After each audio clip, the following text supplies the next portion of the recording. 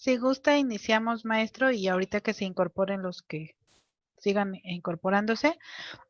Buenas noches a todos. Soy la maestra Marisol Rodríguez, directora de posgrado de la Universidad de Londres. Bienvenidos. El día de hoy nos acompaña el doctor Gonzalo Antonio Luna Guerra, quien nos va a hablar sobre el tema finanzas corporativas a partir de la pandemia. Y le cedo la palabra. Muchas gracias, doctor. Muchas gracias, maestra. Buenas tardes a todos. Bienvenidos. Para mí es un gusto estar platicando con ustedes esta tarde sobre el tema de finanzas corporativas. Mi nombre es Gonzalo Antonio Luna Guerra. Yo soy licenciado en Contaduría, maestro en Finanzas y doctor en Educación con la Universidad de Londres. Ya tengo un rato trabajando, si no me recuerdo, desde 2006. Y para mí es un gusto compartir con ustedes esta tarde esta charla, ¿no? Que vamos a tener. Bueno, bien, ¿qué vamos a revisar el día de hoy? Miren, como me han comentado la maestra, me dice que esta plática es también para estudiantes que buscan incorporarse a la Universidad de Londres. Entonces, pues la pregunta que me gustaría iniciar antes de entrar en lo que son las finanzas corporativas, me gustaría hacer una reflexión, ¿por qué estudiar una maestría en nuestro país, no? Y aquí tengo una estadística que nos muestra la Secretaría de Educación Pública, muy interesante. Si la vemos de su lado izquierdo, bueno, en la parte de abajo viene la edad, o sea, aquí empieza 3 años hasta los 22 años. En la parte lateral, el eje de las 10, aparecen los porcentajes de estudiantes que están dentro de algún nivel escolar en estas edades. Entonces, fíjense bien lo interesante de esta estadística que nos comparte la SEP.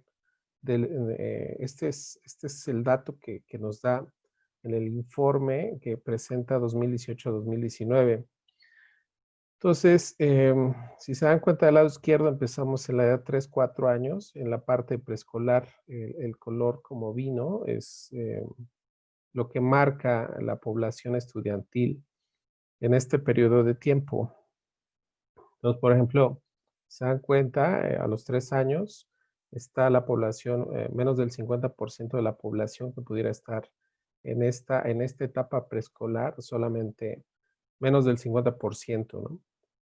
Para los 4 años, ya prácticamente está 90% y a los 5 años ya tiene un poco más del 70%. Ahí a los 5 años, algunos niños empiezan lo que es la primaria por la edad y por la inscripción y por el mes en que nacieron, ¿no? Entonces, aquí ya vemos este acceso a lo que es la primaria, ¿no? Aquí ya contando un 100% en la parte de educación primaria. Entonces, si se dan cuenta, entre el año 5 y hasta el año 11, o hasta el año 10, prácticamente es completo, los 6 años de primaria, y esto siempre está al 100%. Cuando llegan a los 11 años, algunos terminan la primaria y entran a la secundaria, ¿no? Algunos a los 12 y algunos más a los 13, pero básicamente entran a los 12 años, pero aquí ya empieza una población no atendida, o sea, digamos en el segundo año de secundaria ya hay personas que van abandonando la escuela por alguna situación, ¿no? Entonces, esta parte verde ya significa que las personas van abandonando estos grados escolares, ¿no? Primero, segundo, tercero de secundaria. Algunos ya a los 14 entran a la educación media superior, que sería, por ejemplo, preparatoria, bachillerato, pero si se dan cuenta cada vez va aumentando las personas no atendidas. El color verde va aumentando personas no atendidas.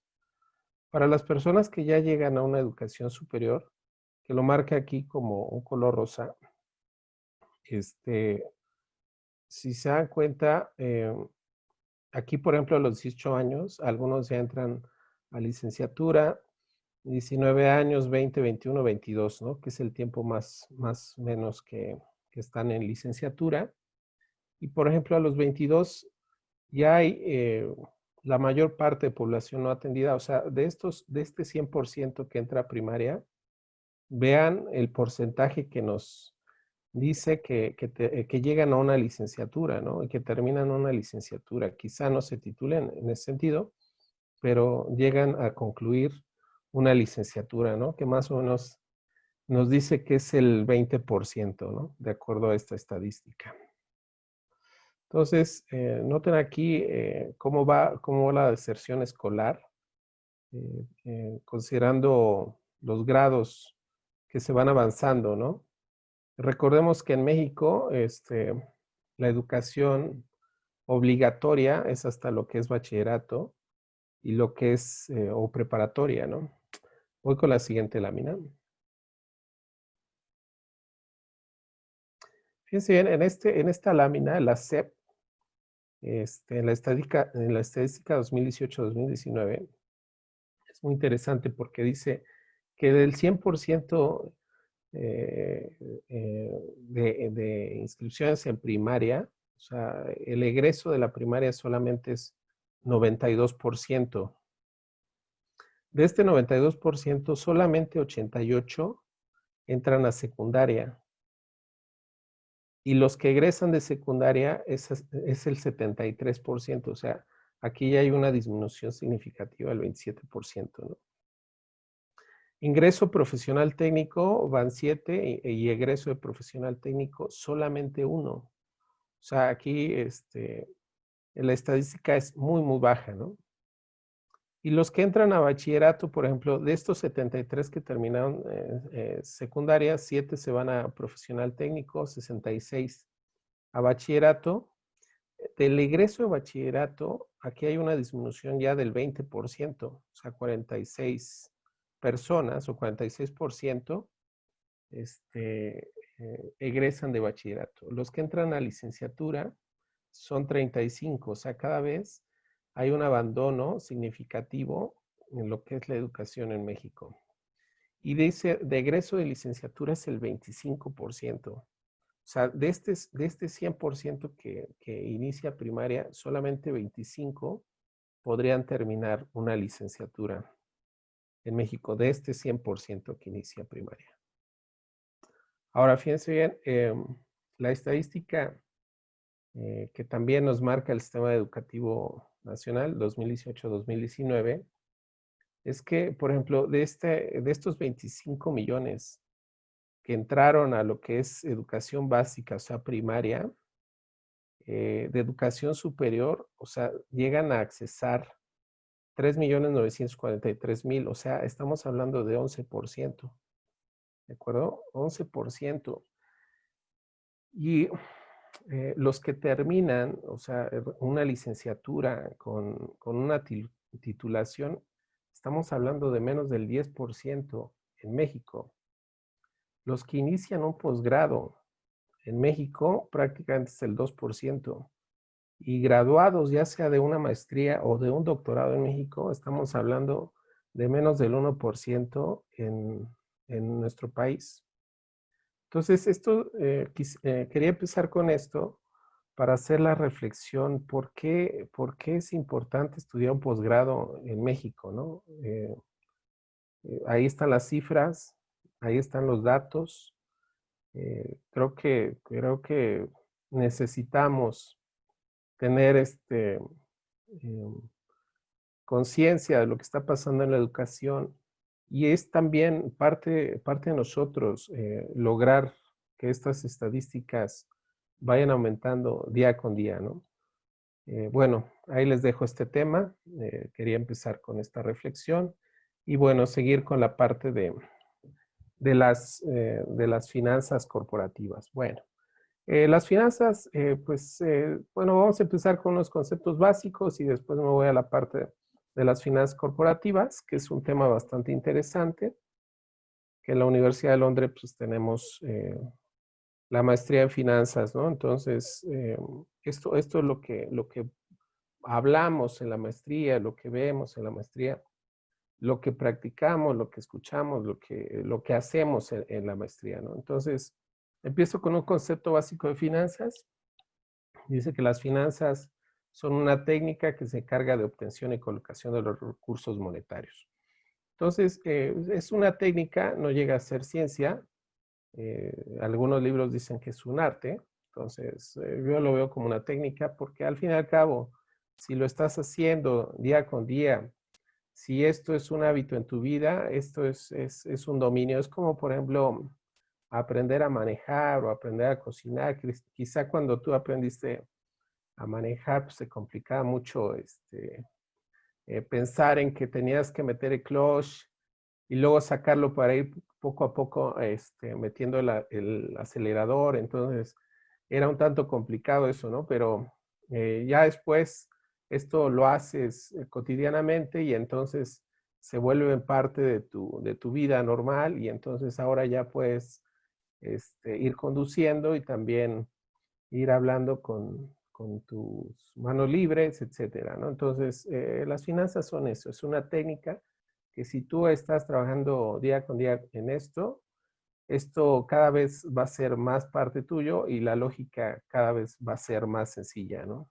Entonces, se encarga de obtención y colocación, o sea, la obtención viene esta parte del financiamiento, ¿no? O sea, ¿cómo obtengo el recurso? Que es a través del financiamiento, ya sea un financiamiento propio o un financiamiento de ajeno, que por ejemplo sería en pasivos, créditos bancarios, proveedores, acreedores, ¿no? O el financiamiento propio, que sería a través de las aportaciones de los accionistas que hacen, ¿no? Entonces, y bueno, la inversión sería esa asignación del recurso que se hace para obtener un beneficio en el futuro. Y ahí, por ejemplo, lo vemos con los activos, ¿no? La inversión está en los activos, el pasivo y capital representa la parte de lo que es el financiamiento. Otro concepto básico que tenemos que entender para abordar esta parte de las finanzas corporativas, pues es la administración financiera, que dice que la administración financiera es la actividad que implica una obtención, aplicación, uso, combinación y dirección de recursos de la entidad para lograr objetivos y metas específicas. Entonces aquí ya vemos otros conceptos como obtener, que sería el financiamiento, aplicación, que sería la inversión, el uso que le das a estos recursos, la combinación, o sea, cómo estás combinando la parte de los pasivos, la parte de capital, o sea, cuál viene siendo tu estructura financiera, y la dirección que le das, o sea, esta inversión, a dónde va, qué esperas de ella, cómo vas a hacer tú para contribuir a que tenga un buen camino. Y lógicamente en el camino tú tienes que ir revisando tus datos, tus resultados, para ver si son los adecuados o no. Y de eso se va a tratar la parte de la administración financiera. En relación a la planeación financiera, pues también es una técnica, ¿no? Que reúne un conjunto de métodos, instrumentos y objetivos con el fin de establecer pronósticos, metas económicas y financieras por alcanzar, tomando en cuenta los medios que se tienen y los que se requieren para lograrlo. Ahí, por ejemplo, encontramos como herramientas en la planeación financiera lo que son los presupuestos, ya sea de corto plazo o de largo plazo. Estos son instrumentos que nos van a ayudar en la parte de planeación financiera porque van a establecer pronósticos, van a establecer metas económicas y financieras que nosotros deseamos alcanzar tanto en el corto plazo como en el largo plazo. Y entonces ya podemos abordar ahora sí el tema de finanzas corporativas conociendo estos conceptos de forma muy sencilla, ¿no? ¿Qué son las finanzas corporativas? Y aquí yo cité a Ross en su libro Fundamentos de Finanzas Corporativas, ¿no? Se me hace muy interesante cómo inicia su libro y dice, ¿qué son las finanzas corporativas? Y entonces él plantea esta respuesta con tres preguntas, bueno, con tres líneas, ¿no? Tres líneas de investigación que tenemos que desarrollar para entender qué son las finanzas corporativas. Dice, imagine que usted va a iniciar un negocio propio. No importa de qué tipo sea, en una u otra forma debemos responder estas tres preguntas. La primera pregunta dice, ¿qué clase de inversiones de largo plazo debe de hacer? Es decir, ¿en qué líneas de negocio estará o qué clase de edificios, maquinaria y equipo necesitará? La segunda pregunta dice, ¿en dónde pagar el financiamiento de largo plazo para su inversión? ¿Invitará a otros propietarios o pedirá dinero prestado? Y la tercera pregunta dice, ¿cómo administrar sus operaciones financieras diarias como cobranza a clientes y pago a proveedores? Dice, de ninguna manera las anteriores son las únicas preguntas, pero se encuentran entre las más importantes. En términos generales, las finanzas corporativas estudian las formas de responder estas tres preguntas. Entonces, si nosotros agrupamos estas tres preguntas en algunos conceptos, encontramos tres conceptos fundamentales. Lo que son las inversiones de capital a largo plazo, el financiamiento en pasivos y capital contable, la operación financiera de corto plazo. Y dentro de estos conceptos, por ejemplo, en inversiones de capital de largo plazo, ahí encontramos lo que son los proyectos de inversión. Los proyectos de inversión van a ser un plan formal y por escrito que nos muestra lo que es una empresa nueva de nueva creación o la expansión de una ya existente. El proyecto de inversión tiene una metodología muy sencilla.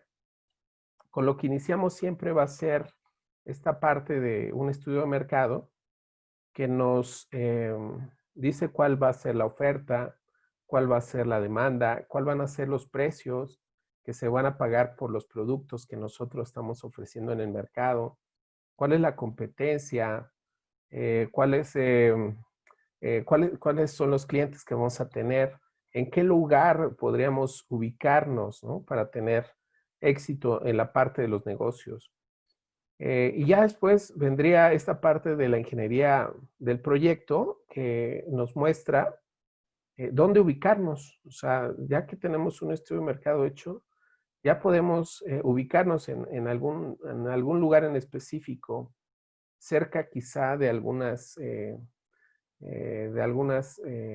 lugares donde pudiera tener, por ejemplo, carreteras o pueda tener lugares marítimos cercanos como puertos o bien aeropuertos, ¿no? Dependiendo cuál va a ser el giro del negocio, nosotros tenemos que ubicar el mejor lugar para poder atender pues, lo que nosotros necesitamos a nuestros clientes, estar cerca de nuestros proveedores y también lugares estratégicos para poder ser competentes, ¿no? ante el mercado. Ya que tenemos esta parte de dónde instalarnos, qué hacer con la parte de la instalación, pues ahí también nos vamos a dar cuenta cuál va a ser la inversión. O sea, yo que necesito para echar a andar mi oficina, mi planta, mi local, mi bodega, entonces, ¿qué me voy a necesitar? Y entonces ahí yo ya empiezo a hacer números. También el proyecto de inversión tiene que ver la parte legal. O sea, ¿cómo me voy a constituir? Si como persona física, persona moral, qué obligaciones voy a tener, qué derechos voy a tener, etcétera. La parte ecológica también, depende del giro que tenga, pues tendré que respetar las leyes y reglamentos ecológicos que marque el lugar donde me voy a establecer.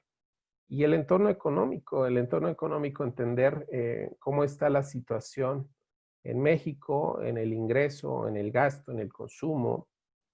Si tengo algunas variables importantes como insumos en otra divisa distinta al peso mexicano, pues entonces cómo van a estar los tipos de cambio, las tasas de interés para los créditos, etcétera. Y bueno, llegamos a la parte financiera, ¿no? Que sería, digamos, ya que tenemos organizado toda esta parte en el proyecto de inversión, me faltaba la parte administrativa no menos importante, porque ahí vamos a marcar la visión, la misión, los valores, la filosofía, los organigramas, los perfiles de puesto, etcétera. Y al final ya tenemos la parte de las finanzas que va a ser ahora, con toda esta información que ya tenemos, tenemos que hacer proyecciones financieras, ¿no? Recuerden lo que decía la administración financiera y la planeación financiera, que también son metas económicas o uso o combinación de recursos. Ahí ya vamos a estar trabajando con herramientas de administración financiera, de planeación financiera, que nos permita hacer una proyección de los flujos de efectivo que vamos a tener con ese negocio y en el horizonte de tiempo que estamos proyectando y de acuerdo también a las variables que estamos determinando para ello, ¿no? Las formas de evaluación o los métodos de evaluación de proyectos de inversión, pues ahí, por ejemplo, encontramos lo que es el valor presente neto, la tasa interna de retorno, que son los dos más importantes. Por ejemplo, el valor presente neto nos muestra la ganancia que tiene el proyecto en el horizonte de tiempo que está marcado y con las variables como se están determinando. Eso sería el flujo que se gana después de descontar la inversión inicial. Y la tasa interna de retorno viene siendo, es un indicador que nos muestra cuál es la tasa máxima que la empresa puede pagar por su financiamiento. Ese nos va a marcar el techo del financiamiento que nosotros vamos a pedir para poder financiar el proyecto. Y entre más nos alejemos de la TIR, el valor presente neto va a ser mayor. O sea, hay una relación muy estrecha en lo que es el valor presente neto y la tasa interna de retorno. Entonces, ese sería respecto a los proyectos de inversión, ¿no? Que serían inversiones de capital de largo plazo. El financiamiento en pasivos y capital contable nos va a mostrar la estructura financiera óptima que vamos a tener para el negocio. Y esto es muy importante entenderlo porque dependiendo del giro va a ser la estructura financiera que va a tener una empresa. Hay estructuras financieras, por ejemplo, de algunas empresas que tienen menos pasivo, más capital, o hay algunas que están promedio 50-50. Hay otras que manejan un porcentaje mayor pasivo y menor capital. Entonces, la estructura financiera se va a ir ajustando primero a nuestras necesidades y después a las necesidades del sector. O sea, nosotros tenemos que estar siempre revisando esta parte sectorial. O sea, nosotros estamos en un sector donde, por ejemplo, la estructura financiera es 50% pasivo y 50% capital. Y nosotros tenemos un mayor pasivo, por ejemplo, 60 o 70%, pues nosotros estamos muy apalancados de acuerdo al sector. Entonces, lo que tenemos que hacer es empezar lo que es el análisis de estados financieros, ¿no? Y ahí vamos a encontrar lo que son las razones de rentabilidad, liquidez, solvencia y actividad. El análisis financiero específicamente puede ser por porciones integrales, razones financieras, etcétera. Hay diferentes técnicas para hacer análisis de estados financieros.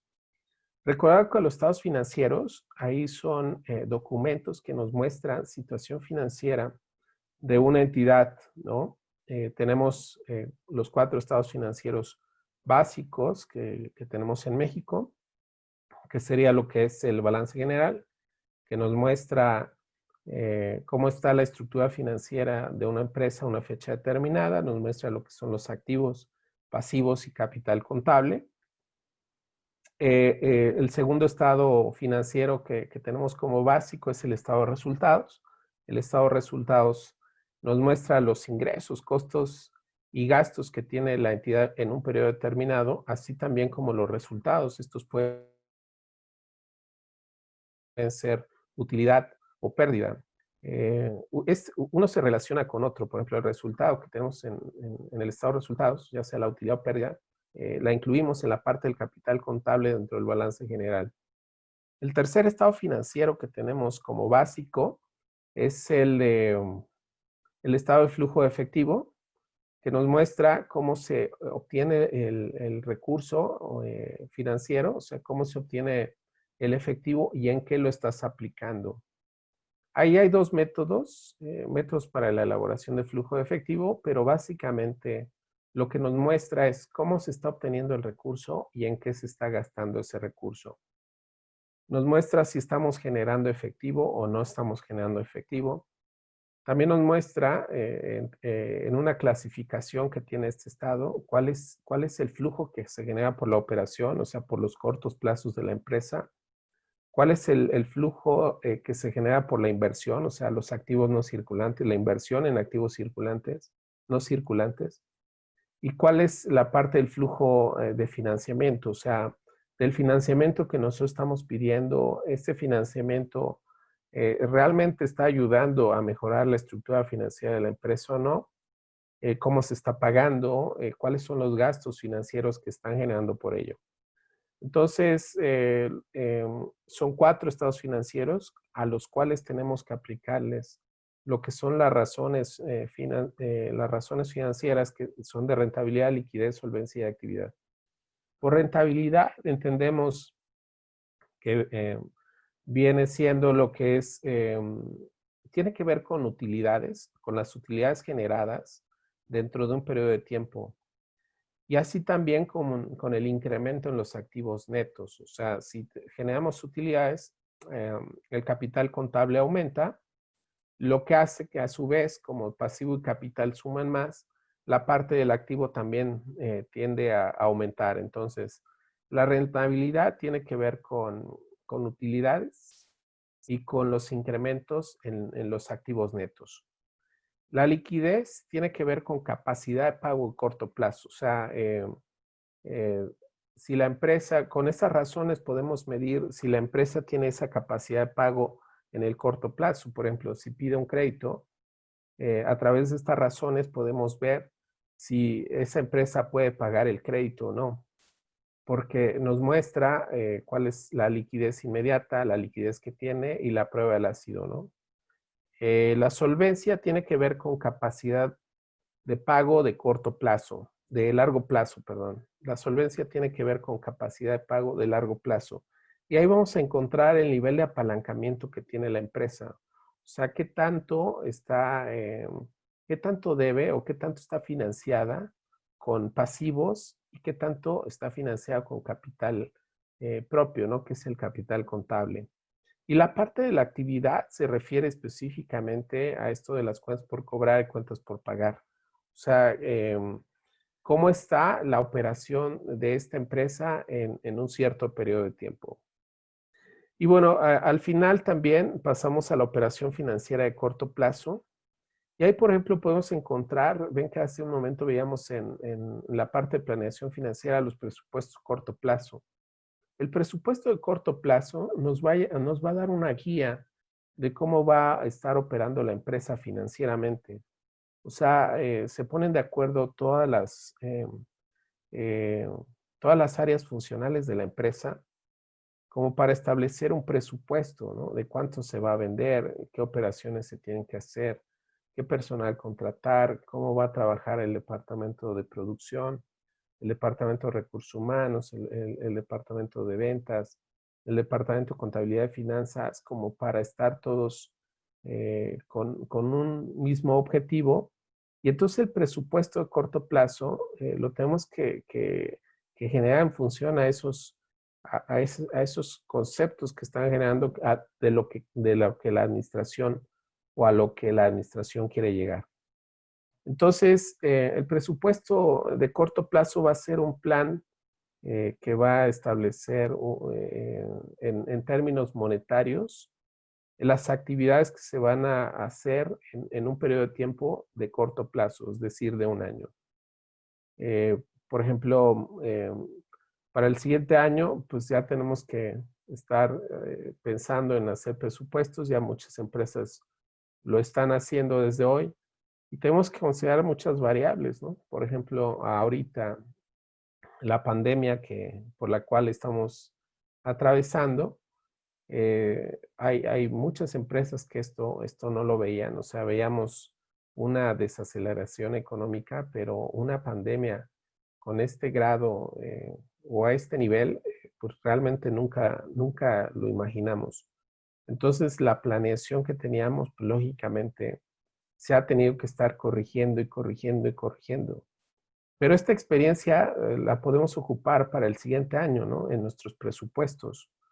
Entonces, de operación financiera de corto plazo, siempre pensar en una guía financiera y eso va a ser el presupuesto. Y la administración de capital de trabajo nos va a permitir contar con los activos de corto plazo, los activos que son de operación, para poder estar generando venta. O sea, por ejemplo, ahí si nosotros vendemos un producto, pues tenemos que estar siempre considerando los inventarios, cómo vamos a establecer los inventarios, cuántos inventarios tenemos que tener al inicio del periodo, al final del periodo. Si nosotros estamos produciendo ese producto, pues desde luego también todo el plan de producción que se tiene que establecer para ello. Si nosotros damos un servicio, también el capital de trabajo es fundamental porque es el dinero que nos va a permitir lograr hacer estos proyectos. Y desde luego, como son activos circulantes, pues si pedimos financiamiento debe estar financiado con pasivo de corto plazo, ¿no? Y al fin y al cabo, el capital de trabajo neto es eso, lo que es el activo circulante menos el pasivo de corto plazo nos muestra el capital de trabajo neto, que es parte de lo que es la operación de corto plazo que nos permite generar beneficios siempre en el largo plazo. Entonces, si nosotros atendemos a esta definición de Ross y atendemos a estas preguntas que hace en su libro, pues tenemos que hablar de estos temas, ¿no? De inversiones de capital a largo plazo, financiamientos en pasivo y capital contable, y de la operación financiera de corto plazo. Entonces, esto generalmente en las sesiones lo vemos muy práctico. Hoy, pues, solamente venía a hablar un poco de esto con ustedes y bueno, les agradezco mucho que hayan escuchado, que hayan atendido esta sesión. Y bueno, cualquier duda, con todo gusto respondo las preguntas que ustedes tengan. Muchas gracias. Gracias, doctor. No sé si alguien, tanto aquí en la sala de Zoom como en el Facebook, tenga preguntas y podemos leerlas, si es que no desean abrir su micrófono los que están aquí en la sala, o bien abrirlos para comentar sus dudas.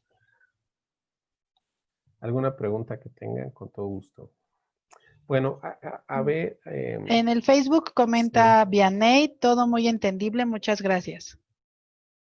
Ok, aquí en el chat tengo una pregunta de Axel. Dice, me gustaría saber cuál es su pronóstico en materia financiera para los próximos meses.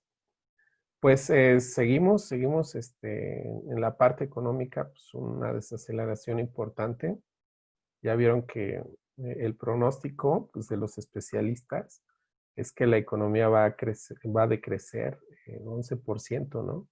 Algunos dicen que un poco más, otros dicen que menos. El pronóstico al inicio del año era un decremento del 6%, pero se ha incrementado este indicador porque la economía en algunos sectores todavía está detenida. Entonces, pues no es que sea mi pronóstico, más bien es el pronóstico de los especialistas, ¿no? Entonces, sí va a ser un periodo complicado, el cierre de 2020 y 2021 también, o sea, esto no acaba, la pandemia no acaba hasta que se encuentre una vacuna, entonces considerando esa parte, también 2021 se habla de que la economía va a tener decremento en su indicador principal, que es el PIB. Gracias por la pregunta. Adelante. En el Facebook pregunta Soledad Gutiérrez, buenas noches. ¿Cree que se realizará algún cambio en las normas de información debido a la pandemia? Sí, claro que sí. Yo creo que las normas de información financiera, tanto locales como las que conocemos como internacionales, se están actualizando por cada año, ¿no? Entonces, se han venido actualizando, han venido considerando los cambios que presenta el mundo en materia financiera, en materia contable. Y entonces creo que pues, desde luego han de estar estudiando qué experiencias se han generado este año contables financieras que se pueden regular para no tener fraudes corporativos, porque recuerden que los estados financieros lo que busca es informar a la gente, a los usuarios. Entonces, la gente hoy en día, con las necesidades de financiamiento que tiene, pues está generando información financiera conveniente quizá para obtener financiamientos, ¿no? Entonces, los contadores o las personas que se encargan de esta revisión de estados financieros y calificar a la empresa o bien dar financiamientos a estas empresas tienen que estar como bien definidas en las normas y bien soportados los estados financieros en normas para que las empresas que se dedican a estos estudios de estados financieros pues puedan otorgar o no crédito, ¿no? Entonces, en la experiencia de este año, muchas empresas están buscando y están viendo la forma como de generar información financiera quizá un poco modificada, ¿no? De acuerdo a los criterios contables, con el fin de obtener financiamientos. Entonces, creo que sí, habrá algunas modificaciones. También la legislación mexicana tendría que establecer controles sobre eso y para que las empresas, por ejemplo, financieras, también hagan su parte, ¿no? De estar generando préstamos o bien de no generarlos, porque si los empieza a generar, empieza a generar estos créditos y no son pagados, pues lógicamente vamos a tener una crisis financiera más aguda, porque si el sistema financiero, que ya se ven problemas, ahorita por ejemplo vemos a Banco FAMS en problemas, y si algunos bancos pueden tener problemas financieros, pues desde luego pues la economía se va a pandear más de lo que ya está o de lo que pensamos que va a suceder. Entonces, sí, creo que no solamente las normas de información financiera deben de considerar estas experiencias, sino también las normativas mexicanas, ¿no? Sí. Gracias por la pregunta. Adelante, Brisa. Bueno, antes que nada, buenas noches, maestro. Buenas Yo noches. tengo una duda. Yo soy dueña de una pyme, yo tengo mis proyecciones financieras y tengo un apalancamiento favorable. Esto quiere decir que tengo razón de deuda, pero ahorita con las circunstancias yo no sé cómo aplicarlo, este apalancamiento, para que no me impacte tanto directo en el flujo de efectivo. Bueno, tienes que revisar cuál es tu nivel de apalancamiento, ¿no? Tienes créditos, me imagino, en tus pasivos. Ujú. Sí, es correcto. Sí, sí, es correcto. Ok, ahí tendrías que ver en el sector cómo está el sector en el que estás, cuál sería el nivel de apalancamiento que tiene tu sector para saber si estás por abajo, a la par del sector o bajo par. Esta información la puedes conseguir con reportes sectoriales que tiene Secretaría de Hacienda, Banco de México, ¿no? O bien revistas especializadas que hablen de tu sector en específico, en el sector en el que estás. Ahora, yendo hacia el flujo de efectivo, mira, es muy sencillo. Tú tienes tu proyección financiera. Ujú. Entonces, tú ahí estás proyectando lo que son tus pagos de tus pasivos. Si te das cuenta, si estás generando flujo positivo, o sea, si tus ingresos están siendo mayores que tus egresos, tienes una buena administración de tesorería. Entonces vas por buen camino. Pero aquí sí te recomiendo que ya empieces a hacer tu presupuesto 2021 para que veas cómo van a estar tus ingresos, tus costos, gastos y cuál va a ser el flujo de efectivo para ver si tus pasivos, estos créditos bancarios, no van a afectarte en esta capacidad que tienes hoy en día, ¿no? Con tu estructura financiera, la que tengas. Entonces, sí la recomendación es, bueno, hoy gozas de salud, pero no está por demás hacer un estudio a través de análisis financiero, de razones financieras, para ver cómo está hoy tu salud en sí dentro de la empresa. Y hacer ya tus proyecciones para ver qué impacto va a tener esta deuda que tienes y cómo la vas a poder pagar. Si tú necesitas financiamiento y si tienes tu apalancamiento en niveles por abajo del sector, pues lógicamente tú si requieres financiamiento para seguir operando, te lo podrían dar. Pero haz tu medición, o sea, haz tus proyecciones para saber si con lo que tienes estás trabajando bien. Y si requieres financiamiento, si lo puedes pagar y cómo va a generar el flujo para pagarlo.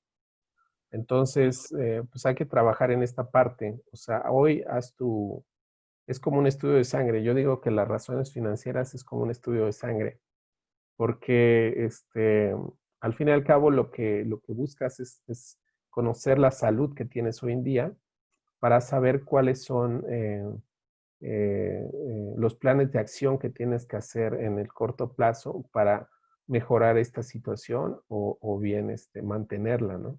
Sé que es un periodo difícil para las pymes, muchas están cerrando. Los que han hecho planeación están haciendo presupuestos desde hace algunos años. Realmente el impacto fue menor porque tienen conciencia de lo que está pasando dentro de la empresa, ¿no?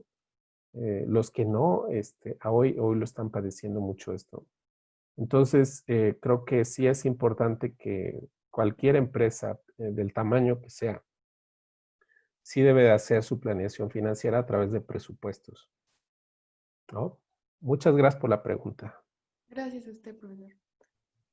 En el chat del Facebook pregunta Vianey que cree que sea conveniente invertir en CETES en lugar del banco en estos días. Bueno, fíjense, es una pregunta interesante porque depende de tu situación financiera. Por ejemplo, si tú hoy no tienes deuda y buscas una inversión sin riesgo, ahí están los CETES, ¿no? Ahí está, por ejemplo, la página de CETES Directo, te metes, abres tu cuenta y entonces estás invirtiendo. Hoy la tasa es baja, ¿no? Pero bueno, o sea, a principio de año estábamos en 7.5 y está en 5%, ¿no? Entonces bajaron las tasas, pero te está dejando un rendimiento, ¿no? Se espera que la inflación no repunte de forma significativa, está igual en menos de 4%, entonces tendrías una ganancia real de un punto porcentual. Entonces, sí es un tema interesante si no tienes deuda. Pero si tienes una deuda y estás considerando pagarla para que porque, por ejemplo, no sé a qué tasa pudiste estar generando esta deuda, 10, 15, 20%, no sé. Entonces, creo que sería considerable también entender que como no te va a dejar tanto rendimiento en una inversión sin riesgo, podrías ganar pagando tu deuda que tienes a una tasa mayor, ¿no? Entonces, yo sí sugiero esa parte. Considera, si tú tienes un nivel de deuda alto, con las tasas de interés que estás ganando, te convendría más disminuir tu deuda y eso al fin y al cabo lo vas a ver como una ganancia porque vas a dejar de estar pagando comisiones o bien gastos financieros a través de los intereses, ¿no? Ese sería mi punto de vista, ¿no? Que podría compartirte respecto a esta pregunta. Aquí en el chat, Alicia Trejo pregunta, ¿cómo se están preparando las empresas para no quebrar y cómo esto le está pegando a México en la educación? Bueno, pues las empresas hoy están muchas sobreviviendo por esta falta de planeación.